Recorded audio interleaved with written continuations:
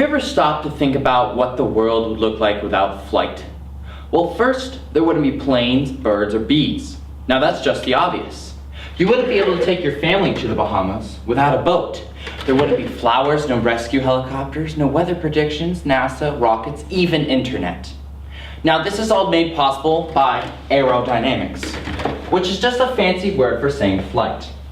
Now, aerodynamics is a scary word, trust me, I know, I'm a pilot. But when you break it down into 4 components, it's pretty easy.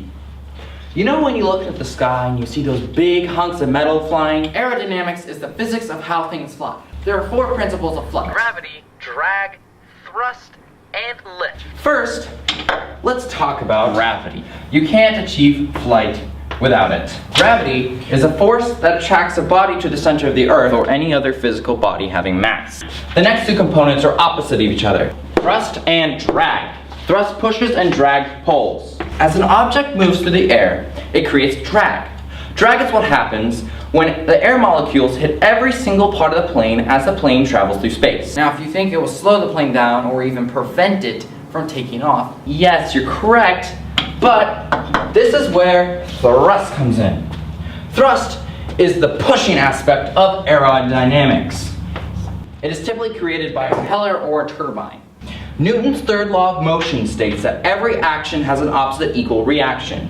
Therefore, following this principle of reaction and opposite equal reactions pushes the plane forward, contradicting the effect of drag.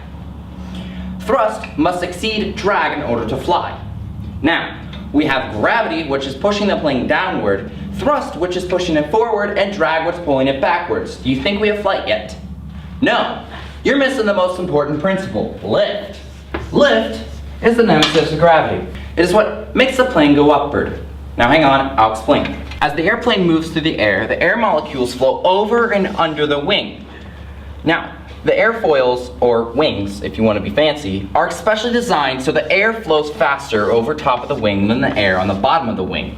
This allows there to be a low pressure area on the top of the wing. This means that the pressure on the bottom of the wing is standard, or the same. So it tries its way to push up into the wing to fill the reduced pressure area. Therefore, for the force constantly pushing up creates lift. I'm going to tell you a secret. There's one more thing you need to know before you can have flight, and that is speed, so the air can flow over and under the wing. So there you have it, aerodynamics, the 5 principles of flight. See you in the skies, aviators.